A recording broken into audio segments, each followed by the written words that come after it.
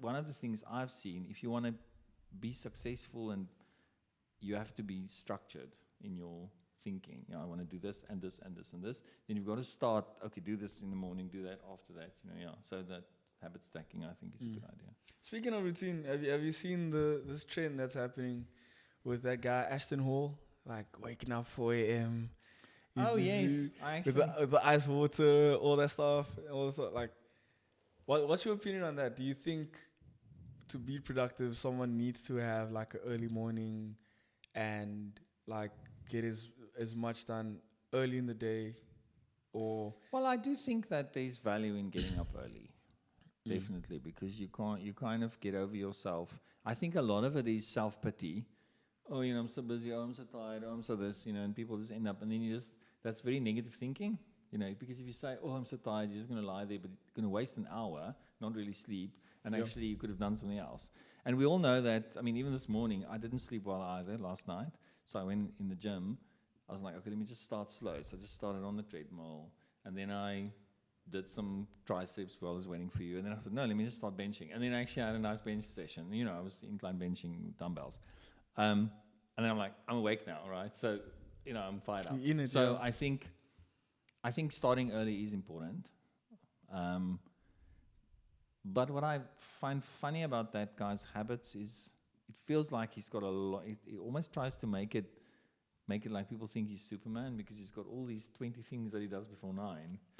And I'm like, dude, I'm not sure you do this every day. So, you know what I mean? So I think, let's just be honest. Social media, yeah. Let's be honest. Let's be honest. Nobody does. This is live social media way. It's actually not even true. Yeah. And also the thing about it as well is, don't make it so selfish. He feels like he's a bit selfish in everything. In what sense? Well, I don't know. He doesn't actually do anything with anybody. Everything is sort of by himself. It's not like he's got any kind of friends or anybody with him. Oh, okay, yeah. Because I think part of the thing is, again, the community. One of the reasons why I like gymming in the morning is I see guys that I know, because I go to gym every day. So, hello, how are you? Fist bump, whatever. Sometimes I chat to them, sometimes I don't. But at least, and also, while I try to plan my life, if I work at home, to take my children to school first, because I also want to see them. So, it's not just about me, my routine. It's also about how can you be a light in someone else's day. Yes, exactly. And it doesn't have to be to your own detriment. I think that Aston Hall guy is like, feels like he's doing all this stuff, and he's like so super focused on himself. It's interesting. I know he's in his 30s. Does he not have a girlfriend or whatever? So why doesn't he? Well, I think some people on social media, they don't really post that part of their life, But that makes it not real for me. Do you know? I think. Do you want to? Yeah, I don't know. Because I don't think I would.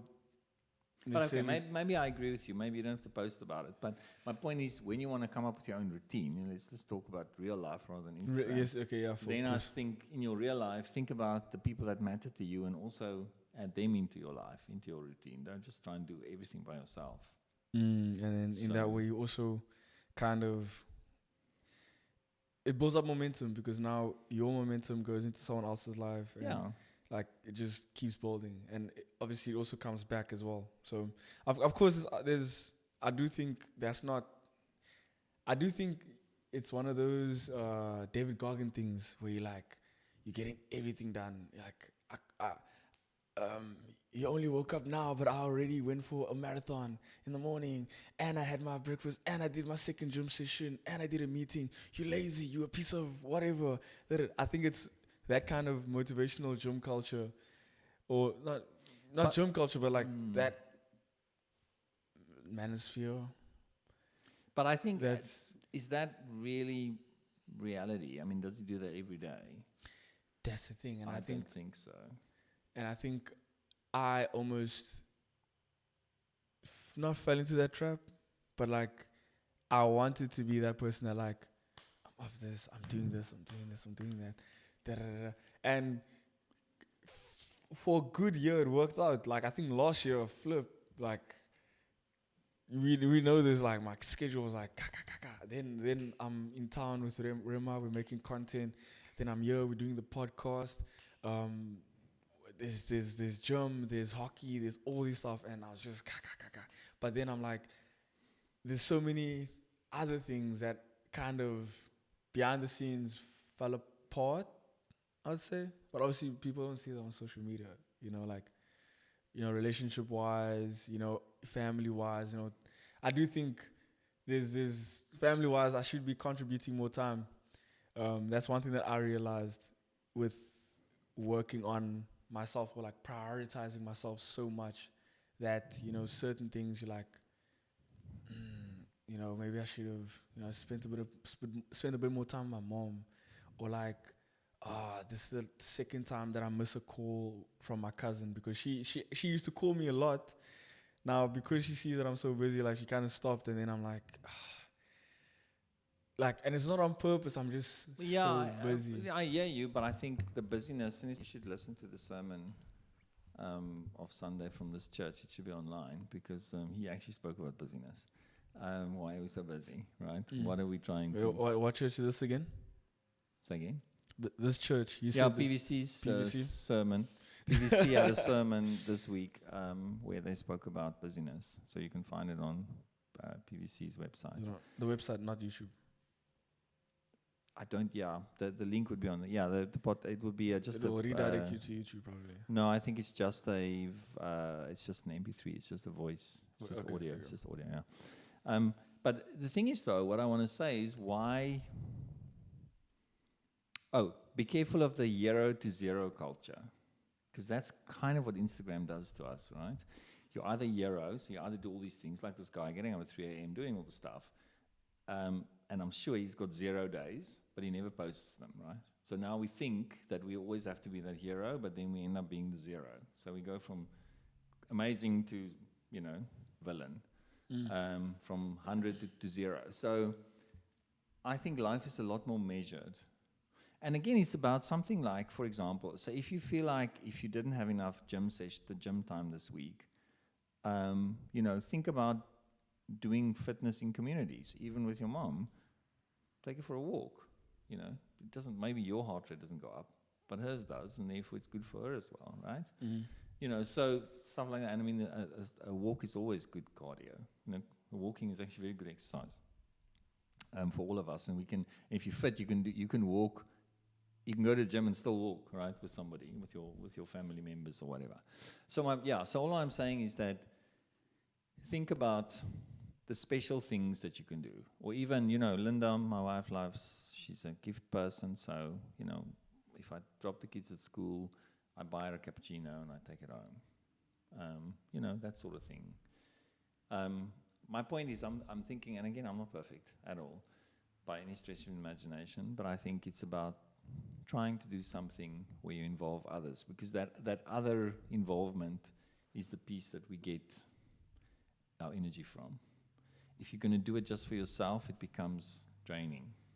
Yeah. That's what I think. Because the big question is not, can you do this today? The question is, can you do this always? That sustainability thing, that consistency thing. And for me, the thing that gives us that consistency is the relationships in our lives. That's what fuels our, it's like, if you're a marathon runner, you need to have endurance, right? If you look at life, so marathon runners, what do they use for endurance? Carbs, right? Sugar. Yeah. Because sugar gives you all energy. Energy to keep on. So if you run a marathon, you'll stop every 5 k's. There'll be sugar, the electrolytes and whatnot. Yeah, the electrolytes, or even just Coke, right? They just give you Coke when you run, and you can continue on your 40k run. What is that in life? I think is relationships. People that love you back. People that you love, that love you back. How do people love you back? Well, you give them whatever it is that makes them feel loved, and they give you whatever it is that makes you feel loved. Yeah, and I think that's so. It's real. It's true, because even now with the gym sessions in the morning, like sometimes I will wake up. I'm able to do it on my own, but if I'm like, Paul is gonna be there, I can't be late, or like today was one of those. But like, yeah, I need to be there on time, whatever. Like, then I feel more like I'm letting someone else down if I don't do it, if it makes sense. And obviously, when we are at the gym now, because we have the same mindset, we're actually pushing each other. Yeah. Actually, and then now it becomes, now I'm going to the gym, but not only just going, but I'm pushing myself and becoming better because we have that competitive nature. So now, I do think, in those things we should actually incorporate community, like the same as book clubs. Like, there's people that read books and then they share a chapter or share something. Like, sometimes a person will have a different thought to you. Like, you will think, oh, I have this this chapter on tap, I think it's about this, and then someone else gives you a different perspective and you're like, oh, that's also a way of kind of sharpening each other and looking at things from different perspectives, you know. Even the podcast, like, I know I'm making an example a few times about it, but like, you said before we started recording that you didn't really see value in it, but then when we started, it's, you know, so that's also kind of a way of perspective. Yeah. Well, but if you think about it though, because actually Michelle said it this morning, who runs this facility, she said, yeah, women are very good at sitting opposite each other and talking. Men are very good at doing things together, shoulder to shoulder. And because we were talking about, even me with some guys having very short conversations in the gym between sets. You know, we'll talk about how, you know, you look a bit sad today, what was wrong? And then I'll be benching and you'll be telling me something, and then we swap, and then I'll respond to what you were saying. Maybe just quick conversations, not very long conversations. And I think men are more made for that because we like physical activity. You know, you talk about book clubs. I mean, most book clubs are girls, females, right? yeah, No, ladies. Nothing wrong with it. I love reading as well. But I would imagine you kind of get a bit fidgety, right, at some point, right? If you think of me and Rema and you, it's like, you know, at some point you're going to go, let's go for a run and we can talk about this later or something. Or let's do some push-ups or let's do some things. I think that's why the gym culture kind of helps with guys as well. So in a way, I think, I do think that moving is really probably a guy thing. And doing stuff together, the kind of do life together while we're busy, while we're moving, while we're pushing, that's such a good point, because like, even during COVID or during lockdown, myself and my friends, we started playing Among Us, PUBG, these gaming stuff, because I mean, you don't have much to do. You have the whole day to yourself, and during that time we had the most deep conversations, we had the most fun just talking, but it's because we were doing something else. Yeah. Whereas now, if we sit down for lunch, it's like, doesn't as much, but it's because we're doing something. Now, imagine now in normal life, we are able to translate that into doing something productive, but now we're still having that relationship. Like, even with trading, myself and Kay and Solo as well. Like, even this morning, he said, yo, we're going to be trading this and this and this. And I'm like, okay, I won't be able to make it, but we just like had a 5-minute call, analyze, boom. And then we did our thing. But now we go on with our normal lives. We still doing something that's productive and, like, you know, in community. So I think that's really what Iron Grill stands for, you know, iron sharpens iron. And yeah, I'm excited to be back. Yeah, and I think it is about getting, you know, constantly pushing and going beyond and to the next level. I think part of it is to say, you know, let's be honest, we are not there yet. Let's get better. I think some of the things I see on social media is a little bit arrogant, where people go, look at me, I am there. And I think, no, you can fall. But maybe they don't mean it like that. Real. Maybe I'm also just a little bit sort of critical about it. But yes, I think life really, true honest life is saying we're not there yet, but we keep on pushing, we keep on helping each other, we keep on being accountable and embrace accountability ourselves so that we can reach our goals. Because the whole purpose of goals is the fact that you haven't gotten there yet. You know, if you're running a marathon, the purpose is to get to the end, isn't it? So, and life in a sense is like a marathon. I mean, I run, but I also gym. If you go to the gym, the purpose of going to the gym is you want to do 4 sets of something, chest today, I want to do this, I want to do bench and incline and, cables and whatever.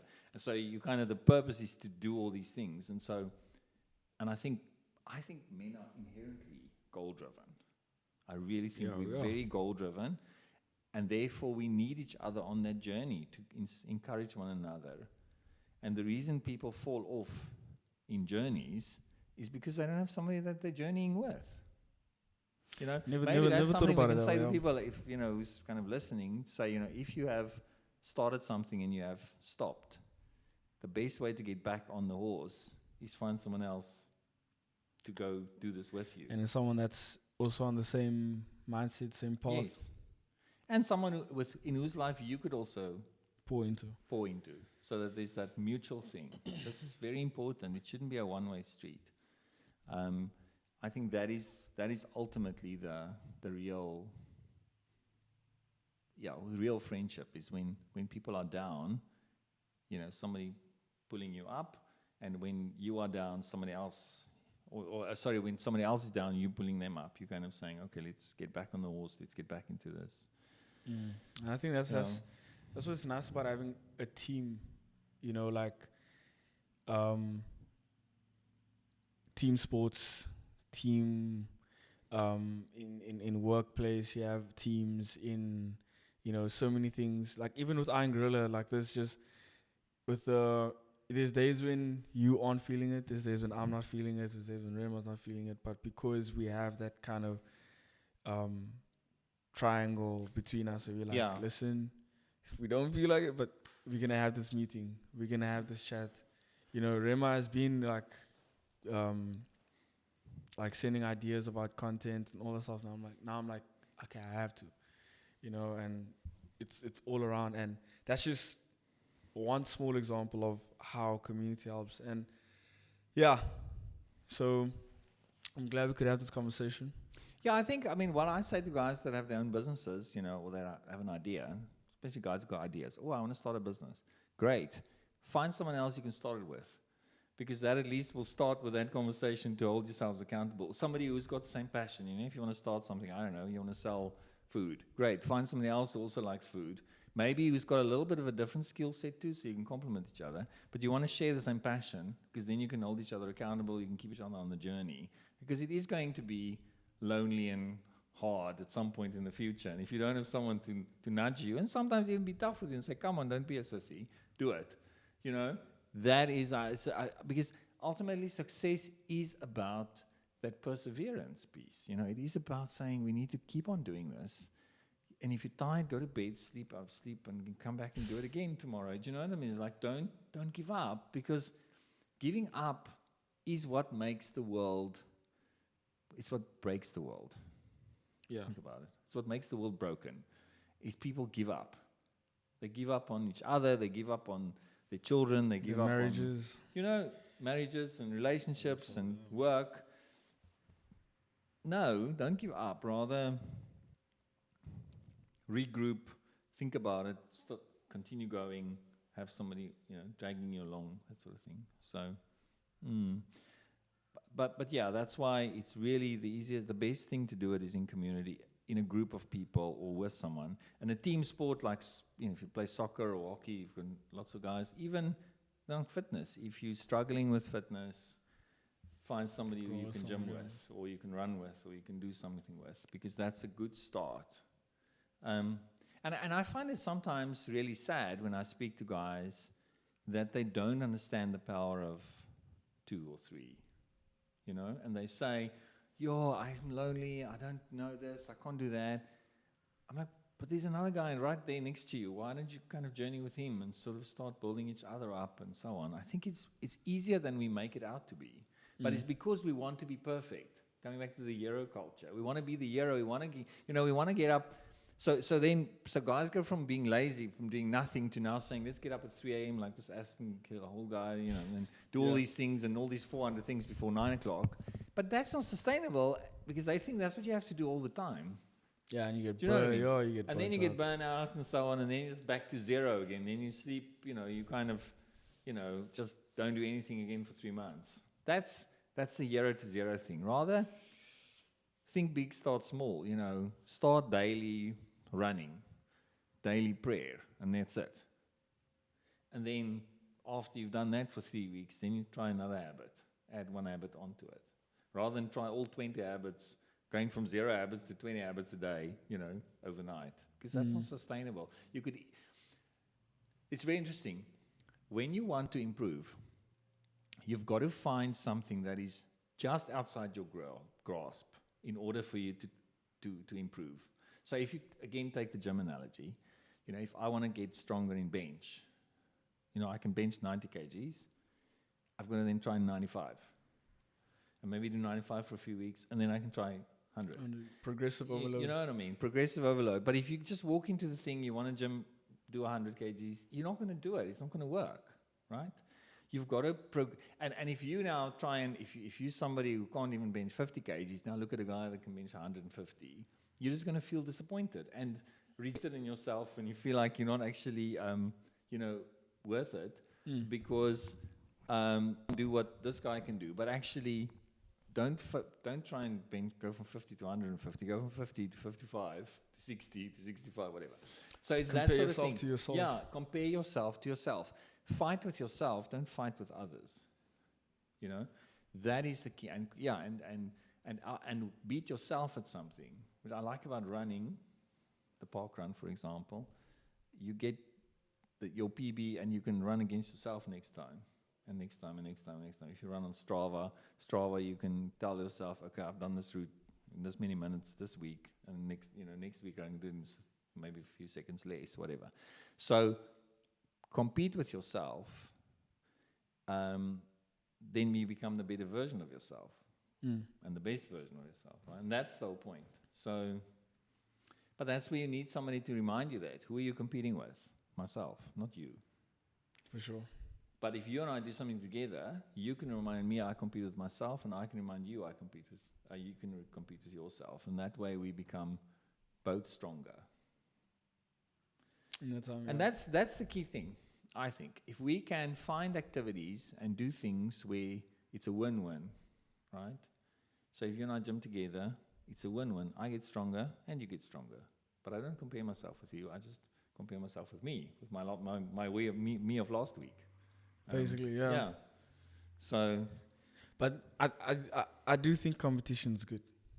I do think. No, of course, competition is good. I mean, I missed in the gym this morning. I was doing incline bench dumbbells, and I had 38 kg dumbbells that I was incline benching on. And then I thought, I wish you were there, because I wanted to see, how far you would go beyond that. And maybe I would have, if you would have gone to 40, then I would have gone to 40. And if and maybe I would have tried if you got a little bit strong. I know you're strong, and so on. So I don't quite know how far you go in incline bench. But so yeah. So and I didn't push. I didn't try the 40. I didn't also have somebody to spot me and so on. So we can do this next time. But you know what I mean? It's like, so yeah. I think absolutely. That's also where boys will be boys, right? We'll always compete. It's always good to compete. But in a spirit of, it's okay if you beat me, because I actually want you to beat me, but I also don't want you to beat me. It's like, for me, there's no real lose-lose. Because the thing is, this is the thing about gym again, right? If you then push me to do 40 incline bench, I still think that's quite a nice weight for me, right? So even if I can't do 42, so you get to 42 and I can't do it, then I'm still going to feel like, actually, I've won. Even though I lost against you, I've won against myself. Yeah. So, but then that also becomes interesting, because there's a lot of people that say, yeah, people want to see you do better, but never better than them. And I'm like, me personally, I don't think I've ever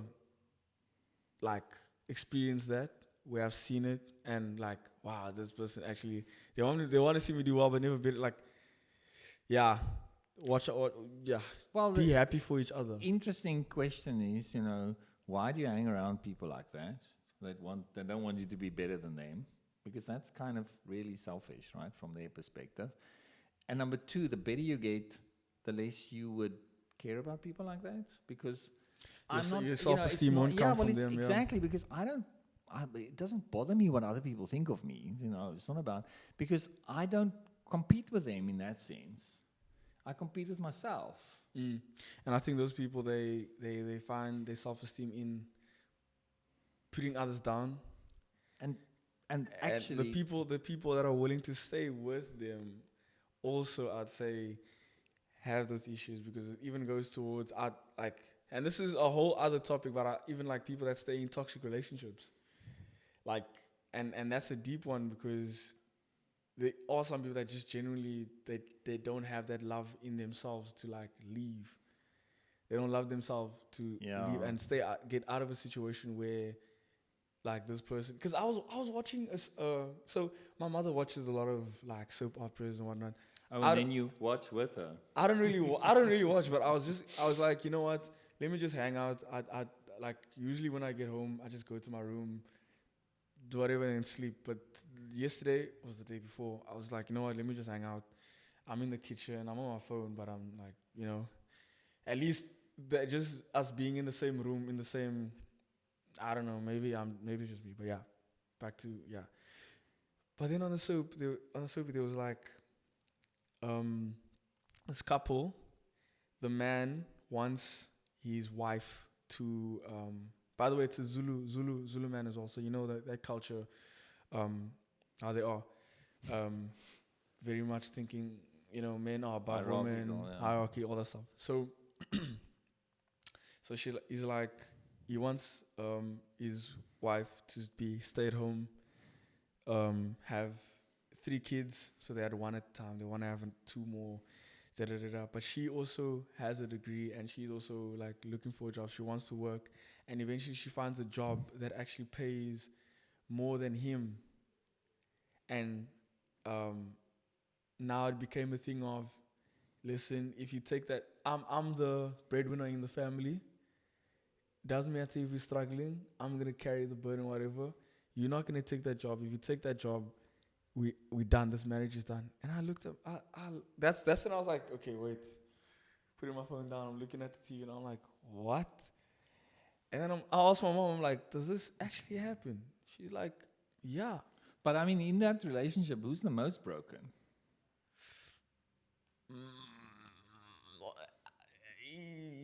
I'd say the man, right? The guy. Because, I mean, are you so insecure that if your wife earns more than you, that you think that you're no longer a man? So money's your only way of leading, exactly. Basically. And well, no, power, because it's not even about money, because she can earn more than him. It's more like, I want to be the breadwinner so I can have power over you. Basically. I don't want you to earn your own money, because then you can maybe get your own power. So, but I mean, how insecure is that for a man to be like that? Because isn't the purpose, and I was having this conversation with my soon-to-be 17-year-old son, and it was the Superman quote, right? With great power comes great responsibility. Spider-Man, sorry. And the whole concept about, with true power, true power is shown by restraint, not by aggression, right? If you are stronger, if a 5-year-old runs in here and he starts to box you, right, playfully, will you box him back with all your power? No. Do you have more power than a 5-year-old? Of course you do. Yeah. But you will play along. And you will restrain yourself. You will probably end up hitting him a lot lighter than you even think you want, because you will so be worried that you actually kind of hurt him, right? So, but your power is shown by your restraint, not by your actual aggression. So, I mean, if a man is strong, then you restrain yourself. That's what strong men do. Strong men say, I'm not going to get involved in that. Or I'm going to, of course, go out and earn your own money and buy yourself stuff if that's what you want to do, to this example now, right? Because why would that be a problem? And look after your children better. All of a sudden, the wife can now look after the kids. Now, of course, if everything becomes toxic about money, then you probably should have a conversation with your wife, but not in a way to say, I'm telling you, I'm dominating you. Because strong men we don't want to dominate. I mean, I've said this to people, and I will say this. I almost want to say, I want to challenge anyone. Who's the biggest guy in the gym? Go and speak to the biggest guy in the gym. I'm telling you now, 99% of the time, he's actually very humble. Why? Because he knows the gym is the place where arrogance gets crushed. So I think... And most of the time, I think the biggest guys have been through the most. Yes. Because the fuel that it takes to even join the gym. Exactly. Yeah. So I do think, and I'm not, I mean, I suppose there are some big guys that are arrogant, but my point is, most of the time, on average, the guys that are really strong are the ones who actually are very gentle as well, can be gentle. And they don't lose any of their masculinity because they're gentle. And if you provoke them, probably they will smack you, right? But if they're in boxes or whatever. But the point is, so I just think, coming back to the point about this man and woman in that story, I think, yes, maybe the woman shouldn't stay with a man, but I do think the man is broken. Yeah. So, it was quite an interesting one. When I watched it, I was like, yes, it's a soapy, but if this happens in real life, then there's so much more work to do than I thought. Because how like, I also had a conversation with, and we met up by accident. Sorry. We met up by accident, me and one of my friends from like 2023. My cousin's friend, actually, but we became friends through her. And 2023 was, I would say, a difficult year for me, kind of. So it was like, even the memories that we had, like when we were talking, like, yo, oh my days, she knows my ex, and last time we went out like that, and I was like, wow. So then the conversation got deeper, and she was like, she didn't realize at the time how much her parents' relationship had an effect on her own relationships, because she was with someone that was so sure of themselves that, okay, I'm not mentioning names, so I can give a bit of context to the story, but she was dating, it's a bit messy. She was dating someone who's trans. So, a female who became a male. Okay. And like took hormones and all this stuff, but they were so sure of themselves and all this, and they were slightly older, but then she was like insecure, like she was very like clingy. She always wanted to spend time with them, and then the girl became guy, was like, nah, I want to chill with my friends tonight. Do you mind if we do this? And he said it in a nice way, but then she would be like, oh no, she was insecure, and like, she realized afterwards that came from what she saw in the household and what she saw at home. So now I'm like, in a household like that, what kind of sons are you raising? What kind of daughters are you raising? People don't, I think even Rema sent me, it hit me so hard when Rema also sent me, and Rema has nothing to do with the conversation, but he said, the real, just to sum it up, he said, your lust is going to go towards your son and your daughter. The things that, all the trauma that you haven't solved is going to go down to your daughters and your sons. Yes, absolutely. Everything.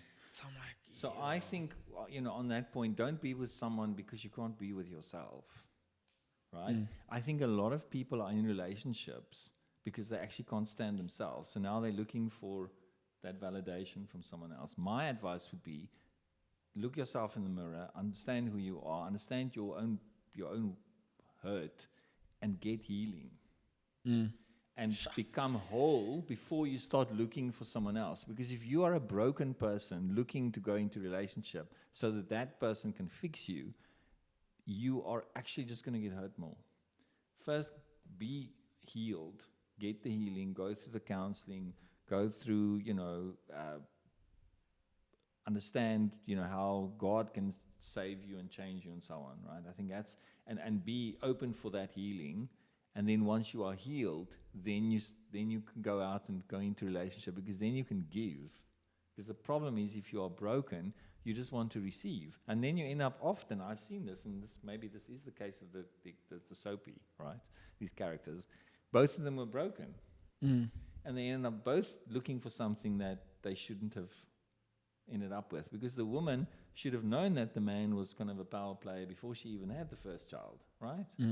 So she also clearly went into that relationship with the wrong kind of mindset. She should have realized this guy is not a whole man, he's a broken man. So I would say, I don't have girls, but if I had girls, daughters, I would definitely say to them, do not be with a man because you don't want to be with yourself. And do not be with a man that makes you feel like a princess. You are a princess.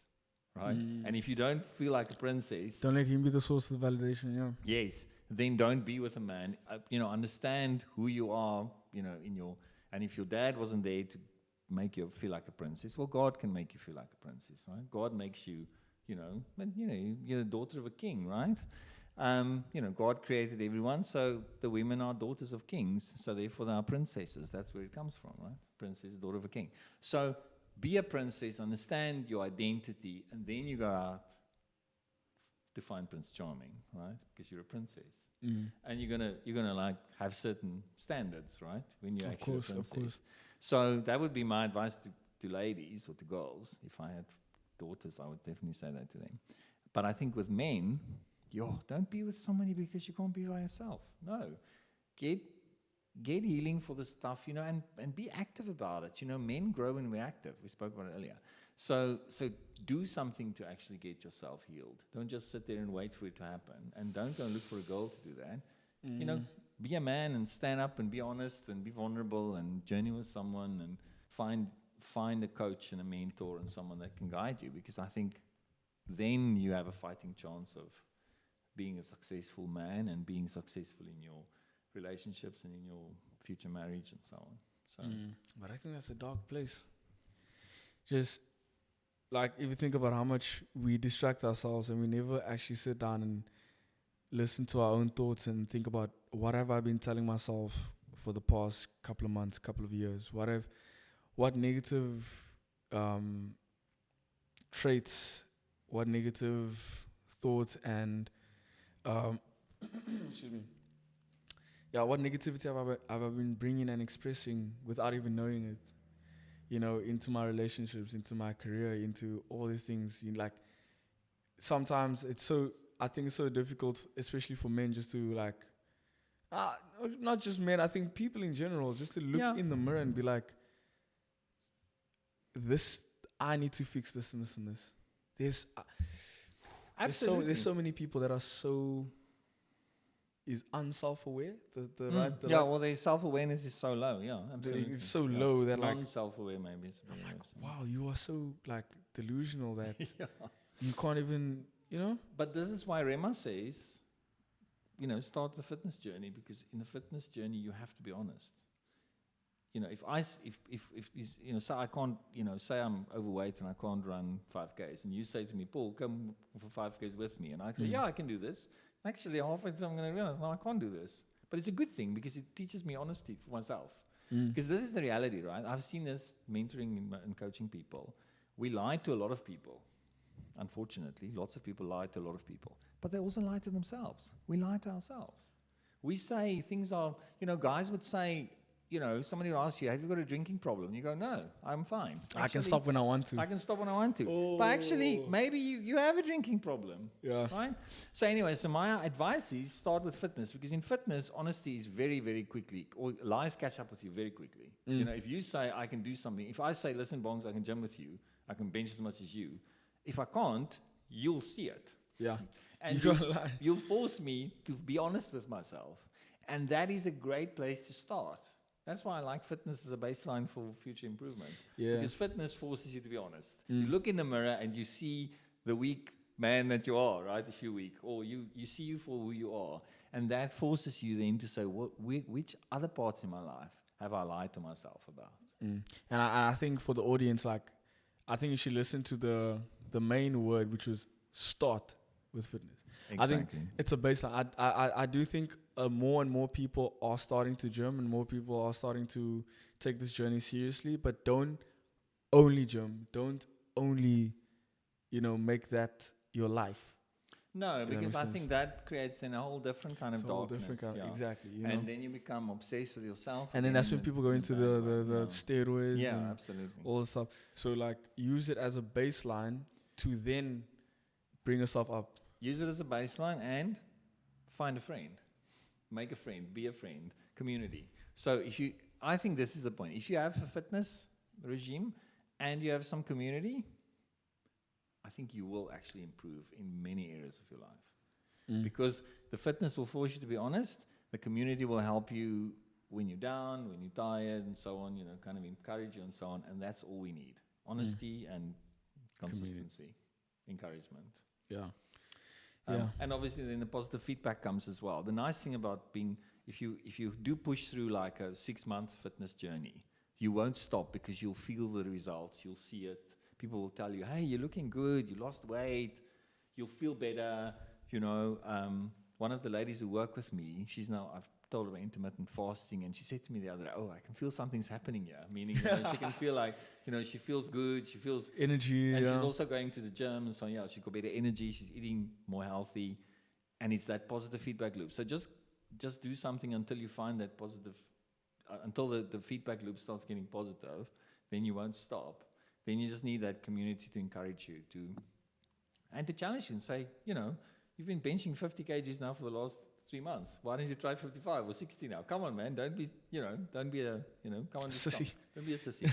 So, and I think so that's, and I think it's as simple as that. Well, it's as simple and as hard as that.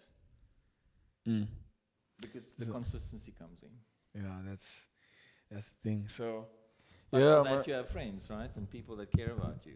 And this is important. I've said this to you. I don't know if I've said this to you before, but I certainly said it to other people. A friend is not the same as a drinking buddy. Yeah, I think we said it in the first episode. On the podcast, yeah.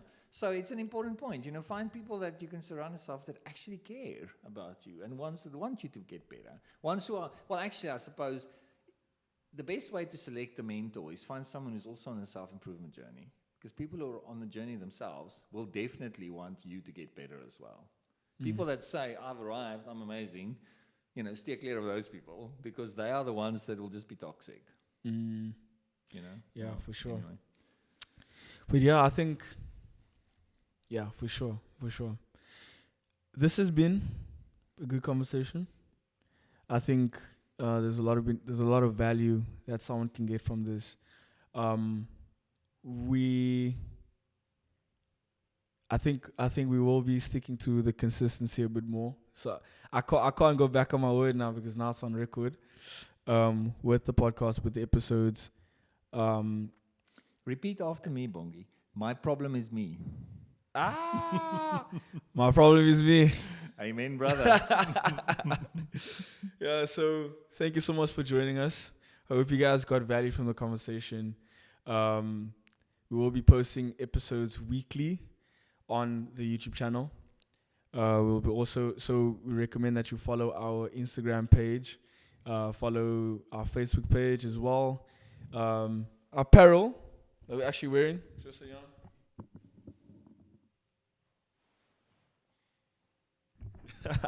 So this is our oversized tee. A lot of people actually ask us what does Iron 2717 stand for.